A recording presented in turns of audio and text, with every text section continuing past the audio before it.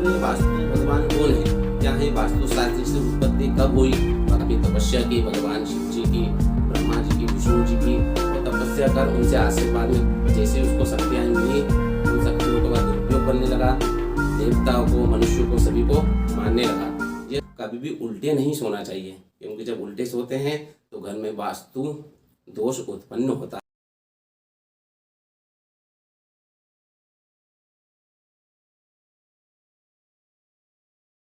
वास्तु, अधिकतर आप लोगों ने इस शब्द के बारे में सुना होगा, वास्तु शास्त्र के बारे में, वास्तु पुरुष के बारे में। तो ये वास्तु भगवान कौन है, क्या है, वास्तु शास्त्र से उत्पत्ति कब हुई, भगवान वास्तु की उत्पत्ति कब और कैसे हुई, और क्यों जब हम हमारा घर का निर्माण करते हैं, ऑफिस का या फैक्ट्री का निर्माण करते हैं, तो क्यों हमें दिशाओं का ध्यान रखते हुए घर का निर्माण करना जरूरी होता है, ऑफिस का निर्माण करना जरूरी होता है, और क्यों जब हमारे घर की ओपनिंग करते हैं, फैक्ट्री की ओपनिंग करते हैं, तो उस समय हमें वास्तु पूजन करना जरूरी क्यों होता है। तो ये वास्तुशास्त्र क्या है और इसकी उत्पत्ति कब और कैसे हुई। देखिए, मत्स्य पुराण के अनुसार एक अंधकासुर नाम का एक राक्षस था। उस राक्षस ने काफी तपस्या की भगवान शिव जी की, ब्रह्मा जी की, विष्णु जी की, और तपस्या कर उनसे आशीर्वाद में काफी शक्तियां हासिल की। जैसे उसको शक्तियां मिली उन शक्तियों का वह दुरुपयोग करने लगा, देवताओं को, मनुष्यों को, सभी को मारने लगा। यह सब देख के भगवान शिव जी उसके वध करने के लिए गए और शिवजी और अंधकासुर का युद्ध हुआ। यह जो युद्ध था काफी लंबे समय तक चला, और युद्ध के टाइम पे भगवान शिव जी काफी क्रोध अवस्था में थे। तो भगवान शिव जी के ललाट से एक पसीने की बूंद पृथ्वी पे गिरी और उससे एक पुरुष का जन्म हुआ। वो पुरुष जैसे ही खड़ा हुआ तो वो काफी क्रोधी अवस्था में दिखा, एकदम क्रूर और एकदम लाल आंख और एकदम भूख प्यास से बेचैन, एकदम अत्यंत बलशाली, और एकदम उसका जो शरीर था काफी बड़ा था। वो पुरुष भगवान शिव जी के पास आया और उसने शिव जी से प्रार्थना की कि हे भगवान शिव, इस युद्ध को आप मुझे लड़ने दीजिए, आपकी जगह इस युद्ध को मैं लड़ूंगा और अंधकासुर को मैं मारूंगा। तो भगवान शिव जी ने उसको तथास्तु बोला। उस पुरुष ने अंधकासुर से युद्ध करा और अंधकासुर को मार के गिरा दिया। मारने के बाद उसने अंधकासुर का पूरा खून पी लिया और अंधकासुर को खा भी लिया। इस उसका खून पीने से और उसको खाने से जो पुरुष था उसकी भूख प्यास नहीं मिटी, तो वो भगवान शिव जी की तपस्या करने लगा। उसने तपस्या की, भगवान शिव जी को प्रसन्न किया। शिव जी उसके सामने आए और उसे बोला कि कुछ वर मांगो, आपने इतनी तपस्या की, आपको क्या चाहिए, क्या वर चाहिए। तो उसने भगवान शिव जी से प्रार्थना की कि भगवान, मैंने ये युद्ध लड़ा, अंधकासुर को भी मारा, उसको खा लिया, उसका खून पी लिया, फिर भी मेरी जो भूख और प्यास है वो मिटी नहीं। तो मुझे तीनों लोग खाने की आप आज्ञा दो, मुझे तीनों लोग खाना है, तभी मेरी भूख और प्यास मिटेगी। भगवान शिव जी की तपस्या की, शिव तो भोलेनाथ हैं, भगवान शिव जी ने उसको तथास्तु बोल दिया। जैसे तथास्तु बोला तो तीनों लोगों में से उसने सोचा कि मैं पहले पृथ्वी लोक को खाऊंगा, तो पृथ्वी लोक को खाने के लिए आगे बढ़ा। यह सुनकर सभी देवी देवता, राक्षस, गंधर्व सभी परेशान हो गए कि भगवान शिव जी ने वो पुरुष को ऐसा आशीर्वाद दे दिया कि वो तीनों लोक को खा जाएगा। तो यह सुन के सभी विष्णु जी के पास गए, ब्रह्मा जी के पास गए कि भगवान, उस पुरुष का जो जन्म हुआ उसको तो वो तो काफ़ी क्रूर है, काफ़ी बलशाली है, वो काफ़ी एकदम अत्यंत बलशाली है, वो क्रोध में है, और तीनों लोग को खाने का उसने आशीर्वाद ले लिया शिव जी से, और वो तो पृथ्वी लोक को खाने के लिए भी चला गया। अब उसके बाद तो हमारा ही नंबर है, वो यहाँ पर भी आएगा, देवलोक को भी खाएगा। तो भगवान ब्रह्मा जी ने बोला कि देखो, शिव जी से उत्पन्न हुआ है तो उसको कोई मार तो सकता नहीं, क्योंकि काफ़ी बलशाली है वो।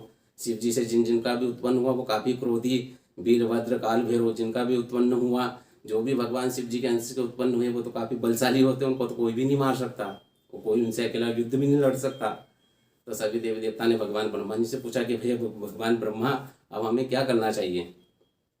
तो भगवान ब्रह्मा जी ने बोला कि आप सभी देवी देवता एक साथ उसके ऊपर आक्रमण करो और उसको पृथ्वी के ऊपर ही गिरा दो। वो पृथ्वी लोग को खाने के लिए बढ़ा, उसको पृथ्वी पे ही गिरा दो और पृथ्वी के अंदर उसको गाड़ दो।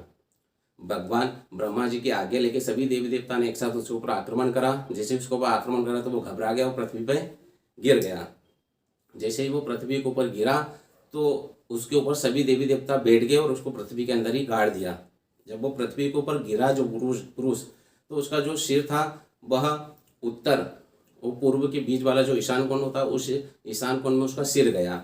उसके जो पैर थे वह दक्षिण और पश्चिम दिशा के बीच में गए। उसका जो सीधा हाथ था वह पूर्व और दक्षिण दिशा के बीच वाला जो अग्निकोण था उसमें गया। उल्टा हाथ उसका उत्तर और पश्चिम दिशा के बीच वाला जो वायव्य कोना था उसमें उसका उल्टा हाथ गया।